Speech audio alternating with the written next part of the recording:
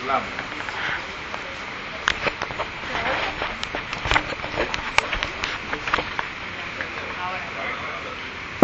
El tema que yo enseño en el seminario evangélico en 5 meses, de enero a mayo y de agosto a diciembre. Así que ustedes me han invitado a suprimir información y detalle y a remar más o menos en las cosas centrales y básicas. ¿Está bien? Amén. Y por lo tanto, voy a empezar con lo que todos debemos saber del Islam. Es importante no como nosotros lo vemos, sino como lo ve el musulmán. Y ustedes nunca oirán un musulmán decir mahometanismo. Un occidental puede decirlo. Al relacionar el Islam con Mahoma, que fue el predicador en la Meca, en Arabia, para los años 610 después de Cristo. Razón: Mahoma nunca se consideró fundador ni originador de esta religión. Él siempre entendió, y así lo dice el Corán. Yo tengo una copia pequeñita de una traducción del Corán, tengo otras grandes en casa, y él siempre entendió que esta fue la religión que Alá les reveló a los profetas. Les reveló a los profetas. ¿Y ya? Fue la religión que conoció Adán, Abraham, sus hijos y toda una sucesión de profetas hasta Mahoma. Quiere decir que le estamos poniendo al Islam desde la perspectiva musulmana una historia antigua. No nace en la Meca con Mahoma, sino que viene predicándose, según él, desde tiempos antiguos por profetas de Alá. Incluso Jesús predicó el Islam para el musulmán. Moisés predicó el Islam, porque Islam no significa árabe. Islam significa sometimiento a Dios, en este caso Alá. Obediencia y sometimiento, sumisión. Y Mahoma entendió que lo que hicieron los predicadores o profetas antiguos fue someterse a un único Dios, y que cuando había apostasía o idolatría, esos profetas les reclamaban a los pueblos idólatras que solamente había un Dios. Por esa razón es que no se puede decir mahometanismo como decimos cristianismo de Cristos, título mesiánico de Jesús; budismo de Buda, título iluminado de Siddhartha Gautama el Buda; confucianismo de Confucio. Y para un musulmán no se puede decir mahometanismo. Claro, el occidental lo dice. ¿Está claro eso? Entendamos que también cuando nos vamos a referir al musulmán, entiendan esto: no piensen en árabes.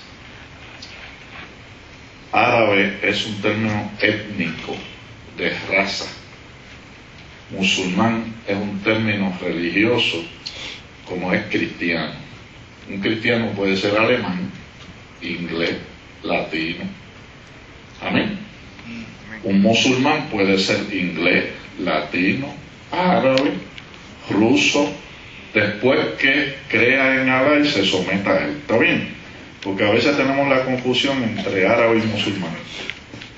No, hay árabes que son cristianos, palestinos cristianos, y hay otros, pues obviamente, que son musulmanes. O sea que musulmán es idéntico a cristiano cuando se refiere a lo que significa para definir creyentes en una fe. ¿Está bien? Así que eso quede claro. Entonces, cuando ustedes tienen Biblia y ustedes van a saber algo que les voy a decir aquí, pero déjenme decirle una cosita antes. El Islam llegó a Arabia en una desventaja histórica increíble.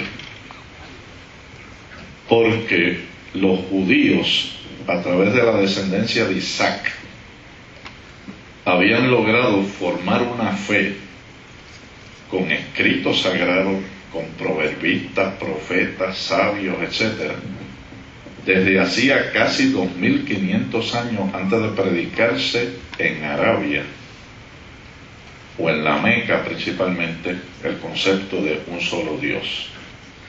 Quiere decir que había 2500 años de historia judía, libros canonizados, escuelas, lenguaje bien definido, ¿verdad?, etcétera.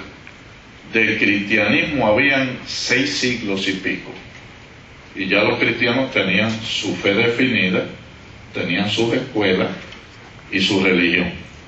Cuando Mahoma incursiona en la Meca, una vez recibe, según él, el llamado en el monte Hira, más o menos para el 610, yo quiero decirle que el hombre que va a predicar a la Meca tuvo estas experiencias antes de salir a predicar, aparte de la presencia que se describe en el Corán del arcángel Gabriel. Primero, la viuda con la que Mahoma se casó, Khadija, que era una viuda rica, que fue la que le dio el exposure y el standing ese de mercader junto a su tío. Esa viuda se cree que era monoteísta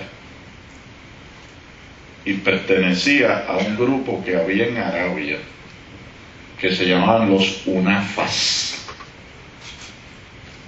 plural de Anif, adoradores de un solo Dios, monoteístas, Anif con H, ¿no?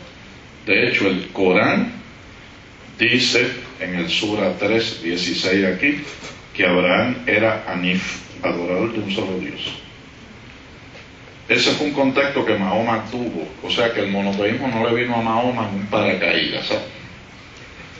Número 2, había un grupo en Arabia que se consideraba descendiente de Abraham e Ismael.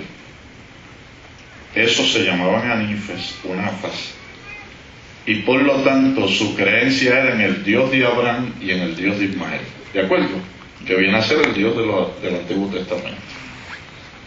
Y Mahoma tenía muy buena relación con ese grupo. En Arabia habían judíos establecidos desde hacía varios siglos, pero ustedes saben que los judíos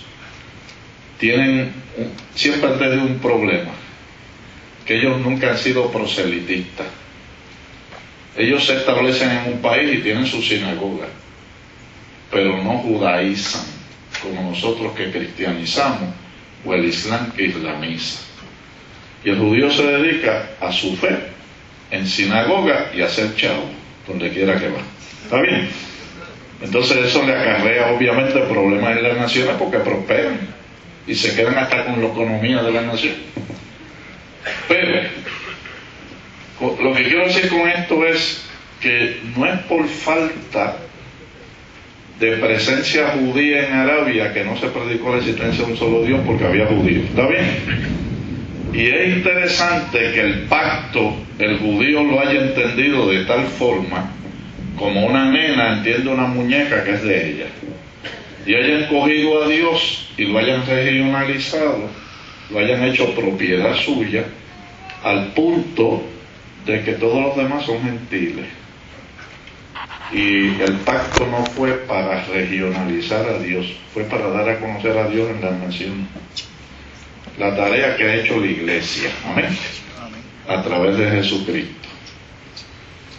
Y en ese sentido, Arabia tenía grupos judíos que creían en un solo Dios y nadie predicaba eso. ¿Me están entendiendo? Entonces, había también cristianos en las costas, sobre todo de Siria y Mesopotamia. Y cuando Mahoma, que desde los 12 años salió como comerciante en caravana, logró ver muchas costumbres de judíos y cristianos, como el guardar un día sagrado. Cristianos domingo, judíos sábado. Logró ver que los cristianos ayunaban, que oraban,